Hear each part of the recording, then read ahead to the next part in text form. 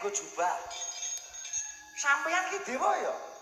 Wong Wilaheng sekaring bawana langgeng ya. Ulun Bathara Indra. Oh, Bathara Indra jenengmu tiwas kebeneran ladalah. Ketemu karo dewa seneng banget ah. Kowe kowe iki sapa?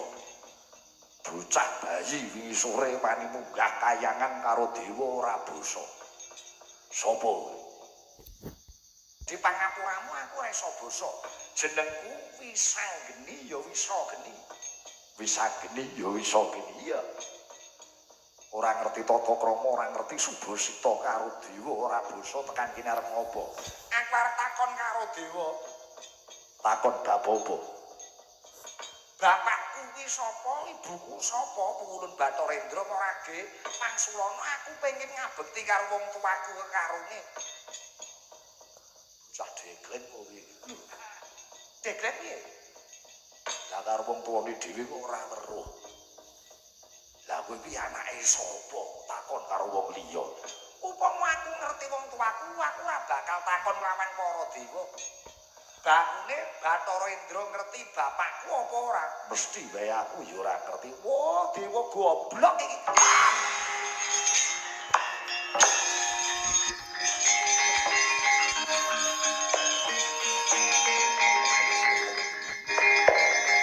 Wah, ini kok aku dewa.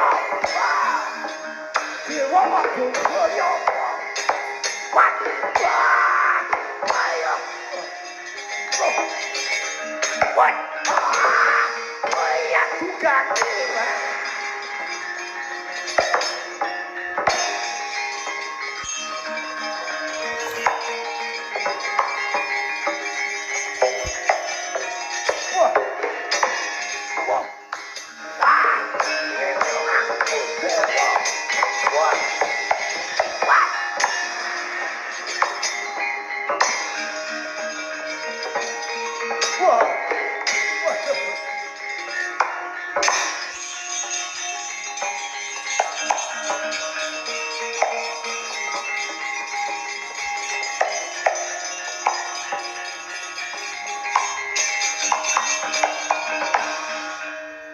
Sepatu nganggo jubah. Dewa kowe. Wong Wilaheng. Iya. Ulun dewa, ulun Bathara penyarian. Oh, carik kowe. Juru tulis. Bathara penyarian dudu carik. Lho lah iya, wajibanmu nyang kayangan iki apa? Juru tulis. Alah carik nganggo Bathara kalah. Walah rek. Aku arep takon karo kowe. Takon apa? Bapakku kuwi sapa, ibuku sapa? Wis to. Lah kowe iki sapa ora ngerti karo wong tuamu? Jenenge bocah ora ngerti karo wong tuane iki nyolo wadi. Ing atas awake dhewe ora ngerti aja meneh wong liya. Wo padha gobloke iki.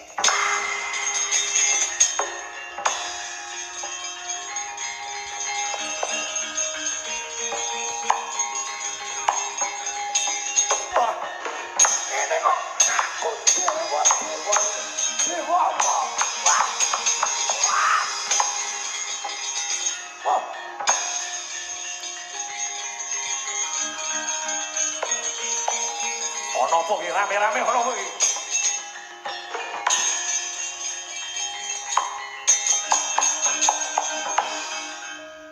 Sepatunan jubahan dewa. Bathara Brahma Ulun. Kowe sapa? Wisanggeni. Lho. Apa munggah kayangan? Arep takon bapakku sapa, ibuku sapa? Lho. Karo dewa ora basa malah ngungkak krama. Rasa kakek alasan kowe ngerti bapakku sapa, ibuku sapa apa ora? Kowe ora ngerti aja maneh ulun Wah padha wae.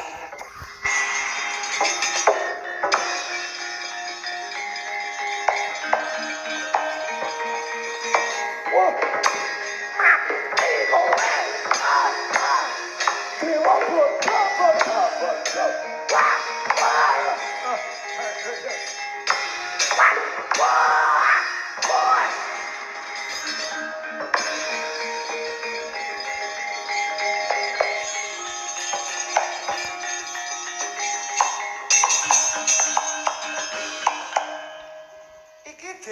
barongan. Kok mengengeh ini?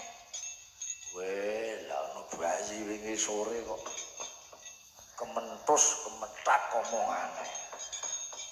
Weh. Lah kowe iki cah anyar ning kene omonganem kok kementus. Kowe iki di luar rombongan dewa lho. Lah ya kowe kuwi sapa? Dewa liyane bagus-bagus kok kowe mengengeh dhewe. Wah untu-untunane apik iki. Iki kaya barongan kunduran kok barongan ngawen iki. Barongan denggelmu melocot. Ulun kuwi dewa. Bebese ulun Bathara Yama Dipati. Ulun kuwi dewa sing jabut nyawa.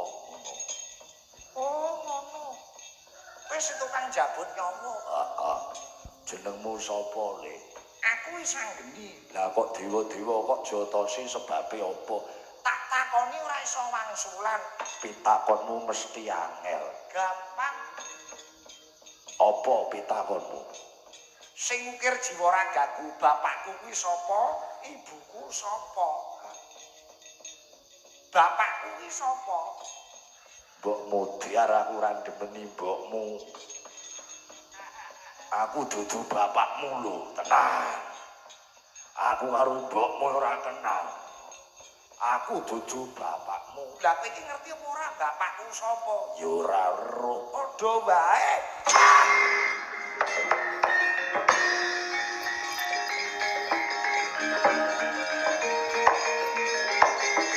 Wah.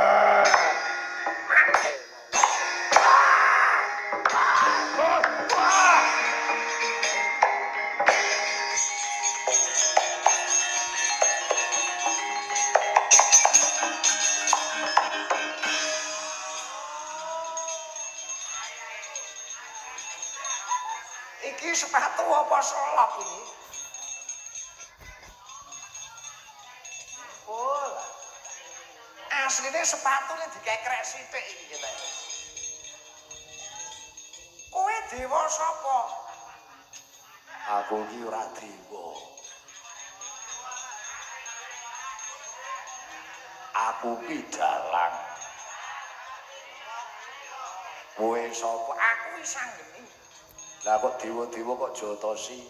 Aku arep takon bapakku sapa? Mbok modar aku ora ndemeni mbokmu. Tenang.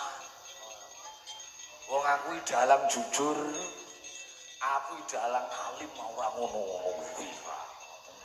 Lah kowe iki anake sapa? Ora ngerti jotos iki Use. ora ono bedane dewa karo dalang. Dalang sapa kowe? Dalang Sigit. Oh, dalang Sigit. Nyun sewu Pak Sigit, nyun sewu. Nyun pangestu ya, Pak. Kowe iki nek arep takon bapakmu sapa iki takono nyang aku. Mergo sejarahe kanca-kanca kabeh iki aku ngerti. Kayak rambutnya rada keriting sithik, kayak anake sapa, rambutnya rada lurus anake sapa. Takono aku mergo aku sing nggawa naskah iki aku. Ngono. Nek ngono kowe ngerti aku ki anake sapa? Ngerti. Ora gewangsulana aku tudono Pak Dalang. Aku tudono Pak Dalang. Iki tak kandhani ya. Sing ngerti bapakmu kuwi Bathara Guru. Bathara Guru. Oh, Bathara Guru. Bathara Guru ki sapa? Bathara Guru ki ratune dewa sing tangane papat. Oh, dewa ki tangane papat. Papat Mbah mendah kecute. kok kecut. Lah keleke papat. Nek Bathara Guru ngerti tenan bapakku. Ngerti. Wis to manut. Boleh takoni kuwi sing kon sapa cung Pak Sigit ngono. Lak diwene wangsulan. Heeh. Lak diwene wangsulan. Heeh. Iku dene nek ora diwangsuli, yo mongso borong aja kuwatir nek bingung. terakhir takon Pak Sigit. Ya wis tenang. Apa wae sing cedak karo Pak Sigit mesti tenang. Wis ya. Tenang lho ya. Aja-aja sampean ya dewa. Ora. Oh, dewa-dewa. Toyo iki apa iki jenenge Cempala. Oh iya.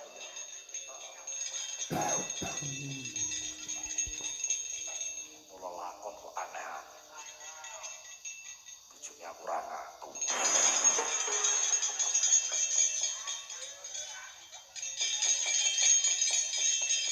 Iki jenenge Bathara Guru sing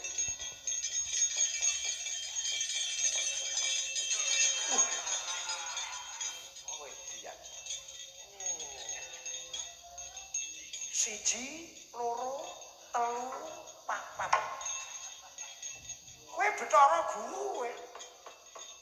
Iya. Ulun Bathara Guru kowe kuwi sapa? Melaku kok ora nganggo tabuhan. Ngerti-ngerti jumedul lho ngarep ulun. Kuwi sanggene jenengku. Aku arep takon karo kowe. Takon apa? Bapakku sapa, ibuku sapa? Oh, iki wong edan kok. Cetha kowe bocah ora tau ngaturke sungkem bekti mring wong tuwa, katitik karo wong tuwane dhewe wae ora ngerti. Dosa kowe. Dosa kowe. Ora ngerti, ora tau ngaturke sungkem, ora tau bekti karo wong tuwa bocah apa. Walat ku jambu mente dosa kowe. Dosa kowe. Lho la iya. Aku ki pengen ngerti karo bapakku sapa, ibuku sapa, mergo aku ki ora ngerti jare kon takon ratune dewa sing jenenge Bathara Guru. Lah kowe ki arep karnaval apa piye kok numpak sapi-sapinan? Mripatmu ora nyawang. Iki mono lembu Andini. Oh, Andini. Iya. Kuwi sapi tenan. Sapi tenan. Nek ngono cetha Bathara Guru ratune dewa ulun. Ngerti bapakku ora? Ora. Padha wae kowe.